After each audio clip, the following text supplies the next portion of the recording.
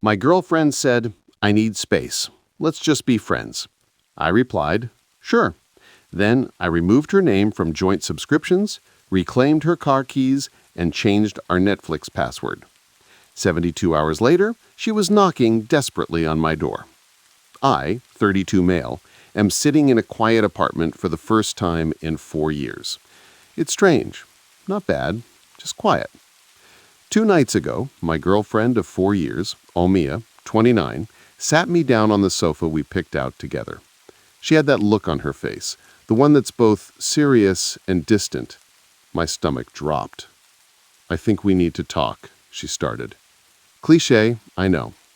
She went on for about 10 minutes talking about her personal growth, feeling stifled and needing to find herself again.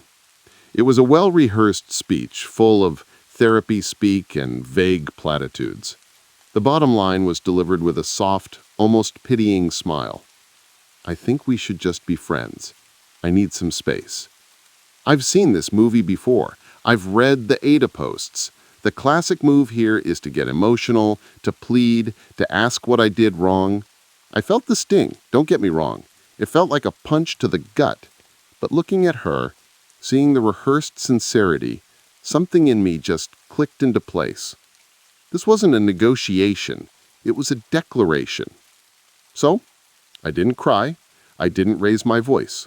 I just nodded slowly and said, "Okay, if that's what you want." She seemed taken aback. "Oh, well, good. I'm glad you're being so mature about this." She said she'd stay at her friend Chloe's place for a few days to give us both some breathing room. She packed an overnight bag, gave me a quick, awkward hug, and left. The moment the door clicked shut, I let out a breath I didn't realize I was holding. The hurt was there, a dull ache in my chest, but underneath it was a strange sense of clarity. Friends. She wanted to be friends. Okay. So I decided to treat the situation with the exact logistical reality she had proposed. We were friends now, not partners. Our lives, therefore, needed to be decoupled. I'm a methodical person. I like lists. I opened my laptop and made one. Shared subscriptions. I went through my credit card statements. The big ones were easy. Netflix, Spotify, Family Plan, the meal kit delivery service we both loved. I have the master accounts for all of them. I changed the passwords.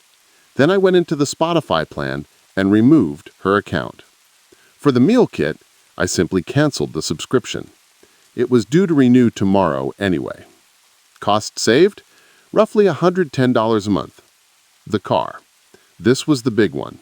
About 2 years ago, Almia's old car died. I'd just gotten a promotion, so I bought a new, reliable sedan. The car is entirely in my name. The title, the loan, the insurance, all me. She was the primary driver since I work from home and barely use it. It was for all intents and purposes her car in practice, but my car on paper. A friend does not drive a car that I am legally and financially responsible for. The insurance liability alone is a nightmare. I sent her a text, not angry, just factual. "Almia, hey, since we're taking space and figuring things out as friends, I'm going to need the car back. The insurance is a bit complicated if a non-resident happens to be the main driver. Let me know when is a good time for me to get the keys. I can come to you." Apartment. We live in my apartment. My name is the only one on the lease. She moved in 2 years ago. There's no legal entanglement there, which is a relief. I didn't change the locks yet. I figured I'd give her a chance to get her things like a normal person. I did all of this calmly over the course of about an hour. It wasn't about revenge. It was about boundaries. It was about accepting the new reality she had created for us. If we are just friends, then this is what being just friends looks like. The text about the car was sent about 48 hours ago. She read it, no reply. The meal kit service sent her an email saying the account was canceled. She would have discovered the Netflix and Spotify passwords didn't work. It's been radio silence until now. There's a knock at the door. Not a normal knock. It's fast and sharp, insistent. I know it's her, and based on the sound of it, she's not here to be my friend. Update 1. Thank you for all the comments and DMs. It's wild how many people have been through something similar. It helps to know I'm not crazy for reacting the way I did. So, the knocking. I took a deep breath, walked to the door, and looked through the peephole. Yep, Balara, she looked frazzled. Her hair was messy and her face was pinched with irritation. I opened the door. "What the hell is your problem?" she started. Not even a hello. I leaned against the doorframe. "I'm not sure what you mean, Alara. My Spotify logged me out mid-song. Netflix won't work and you're demanding the car back. What are you doing?" I kept my voice even. "I'm doing what you asked. You said you wanted space, that you wanted to be friends. Friends don't share streaming accounts or pay for each other's cars. I'm just tidying things up." She stared at me, her mouth slightly open as if I'd just started speaking a different language. "Tidying things up? I said I needed space, not that you should blow up our entire life. I needed that car for work tomorrow." "I understand it's inconvenient," I said, and I genuinely did. "But the car is my property and my liability. I can't have someone who doesn't live here be its primary driver. It's an insurance thing. You can get your stuff from the apartment whenever you'd like. Just give me a heads up so I can be here." This is where the entitlement really came out. "My stuff. We live here and that's my car. You bought it for me." "I bought it while we were in a committed relationship." I corrected her gently. "That relationship is now over. According to you, we're friends. This is me treating you like a friend." She threw her hands up in the air. "This is ridiculous. This isn't how you treat a friend. This is petty and vindictive. My God, Leo was right about you." Bingo. The name hung in the air. Leo, her work friend, the one she'd been having after-work drinks with a little too often for the past 2 months, the one whose name popped up on her phone at all hours. My gut had been screaming about Leo for weeks, but I pushed it down. I trusted her. I must have let a flicker of something show on my face because she immediately tried to backtrack. "That's not what I meant." "Who's Leo, Alara?" I asked, my voice still quiet. "He's just a friend from work. He's been so supportive through all of this." "All of what? Your decision to end our 4-year relationship?"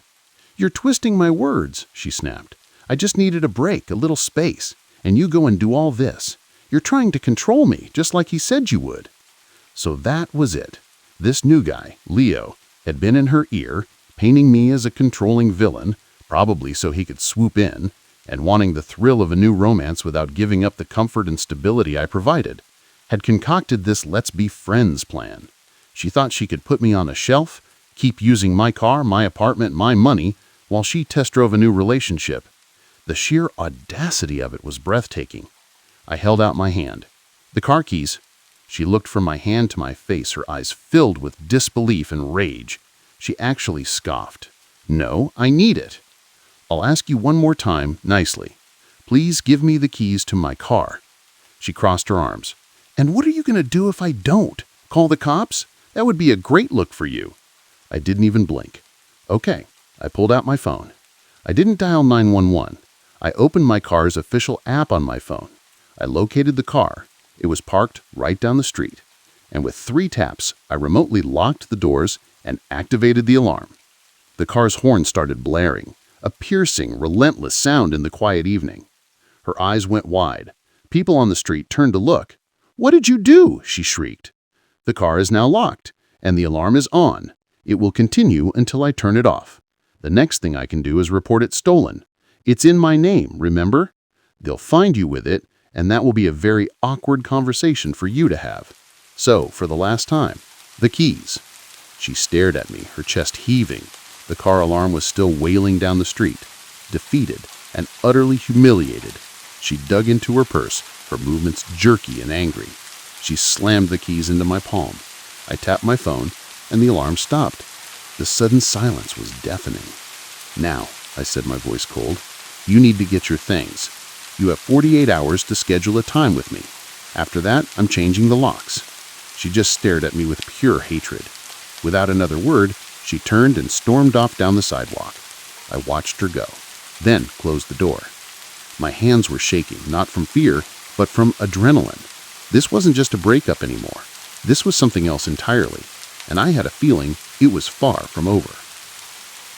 Update 2. The last week has been a masterclass in escalating entitlement and delusion. I feel like I'm a character in a movie I never auditioned for. The 48-hour deadline came and went. Alara didn't call, didn't text, just silence. So, as promised, I called the locksmith and had the locks on my apartment changed. It cost me $250, but the peace of mind was priceless. I also installed a small, discreet security camera in my living room, pointing at the front door. A little voice told me it would be a good investment. That little voice was right. The day after I changed the locks, the first dirty trick happened. I got a call from my credit card company's fraud department. Apparently, someone had tried to report my card as stolen. They went through the automated system, but because some security questions were answered incorrectly, it was flagged for review.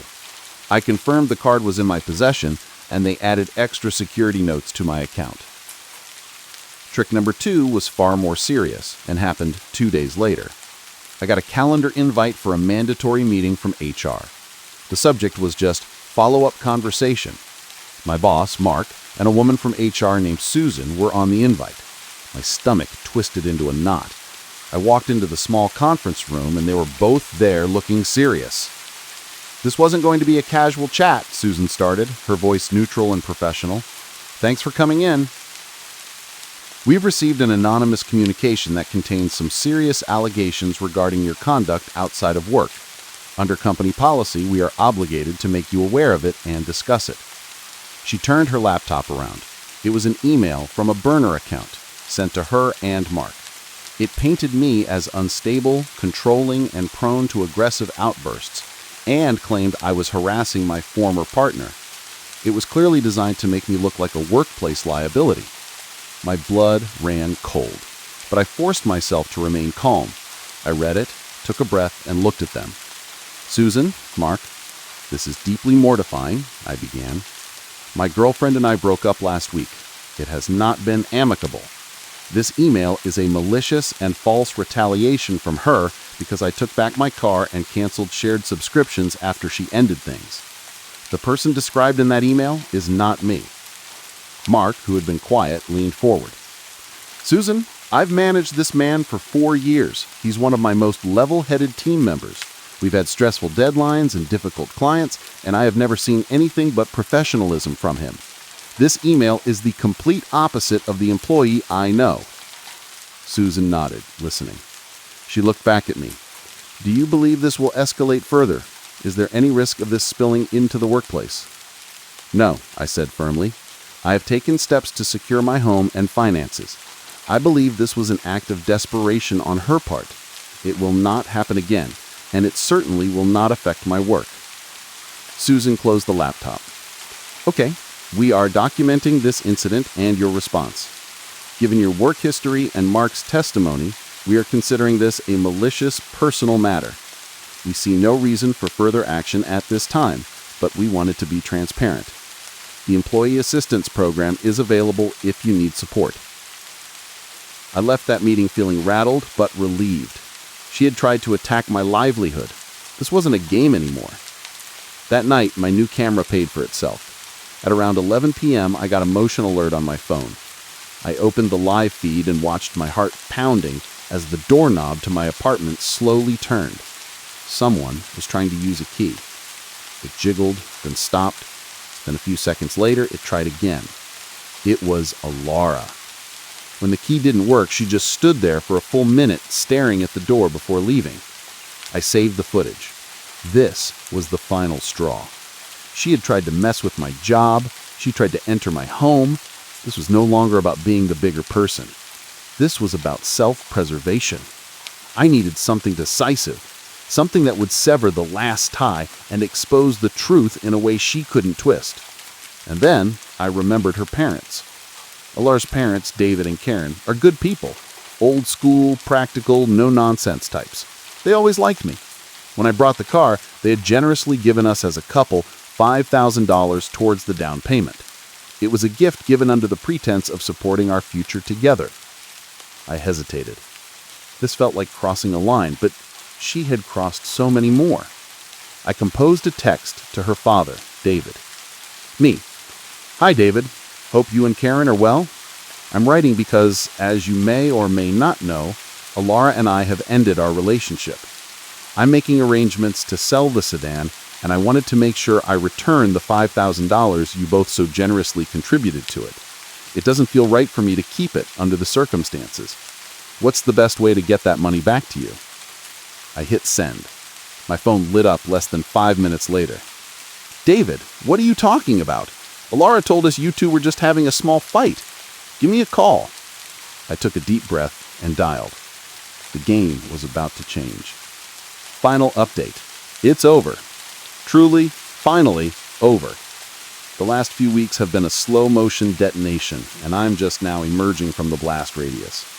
The phone call with David was tense. I laid everything out calmly and factually. The breakup, the car, the subscriptions, the email to my boss, and finally the video of her trying to use a key on my apartment door. I offered to send him the proof. There was a long pause. Karen and I are coming down, he said, his voice strained. We need to understand what's going on. We'll be there tomorrow. The next day, they met me at my apartment. They looked worried and tired. Karen was holding back tears, and David looked grim. They were polite, but reserved. I could tell they were torn, wanting to believe their daughter, but confronted with my serious accusations. We just want the full picture, Karen said softly. Alara is our daughter. She's very upset and says you're misinterpreting everything. I understand, I said. Words can be misinterpreted. Videos are harder to argue with. I showed them the footage from my camera on my laptop. I watched their faces as they saw their daughter stealthily trying to use a key on my apartment late at night. Karen put a hand over her mouth. David's face hardened. I want to believe there's an explanation for this, David said, though his voice lacked conviction. Then let's ask her, I suggested. I pulled out my phone. Why don't you call her right now? Put it on speaker. David looked at me, then at his wife, and nodded. He dialed. Hi, Dad. Her voice came through the speaker, sounding cheerful. Too cheerful. Alar, David said, his voice flat. Your mother and I are at my name's apartment. The silence on her end was immediate. What? Why? He's shown us a video of you from last night trying to get into his apartment with an old key. I need you to explain that to me right now. What? That's crazy. I was just checking on him. I was worried, she stammered, the panic evident in her voice. You were worried at 11 p.m. and used a key you shouldn't have without calling or knocking? David pressed. He's twisting things. He's trying to make me look bad. He stole my car, she shrieked, her voice rising to a hysterical pitch. He's offering to pay us back the $5,000 we gave you for it, David, which is something you failed to mention. Just like you failed to mention you were dumped, not just in a small fight. What is going on, Alara? Her story completely fell apart live on speakerphone. She started crying, accusing, deflecting. It was a complete train wreck. David finally cut her off. We will talk about this later. Do not move. He hung up the phone and looked at me, his face etched with a mixture of fury and deep embarrassment. I apologize, he said. They summoned Alara to the apartment. When she arrived 20 minutes later and saw them, her face went white. The final confrontation wasn't a shouting match. It was an autopsy. Her parents, armed with the facts and her own self-incriminating phone call, calmly took her apart. Her lies about staying with Chloe, about Leo just being a friend, about me being the villain, it all came out. The consequences were quiet and brutal. Her parents told her they were ashamed of her deceit. They demanded she pay them back the $5,000 herself and cut off all other financial support. She was told to arrange removal of her belongings within 48 hours, without their help. She was on her own. Alara sat there hollowed out, the fight completely gone from her. She had built her plan on a foundation of lies, and I had simply knocked out the cornerstone. A professional moving service, which I assume she paid for with a credit card, showed up the next day. She waited in the truck while they quickly and impersonally cleared out her things. The process of selling the car took about 2 weeks. I got a few lowball offers before an online dealership gave me a fair price. They picked it up from my building's parking lot yesterday. The moment the funds cleared, I transferred the $5,000 to David and Karen. Her reply was short. "We are deeply sorry for all of this. We wish you the best." I've blocked Alara, Leo, and anyone connected to them. I have no idea what their situation is, and the most freeing feeling in the world is that I genuinely don't care. The quiet in my apartment is no longer strange. It's peace. It's the sound of a chapter of my life, one filled with drama I never asked for, finally, mercifully, ending.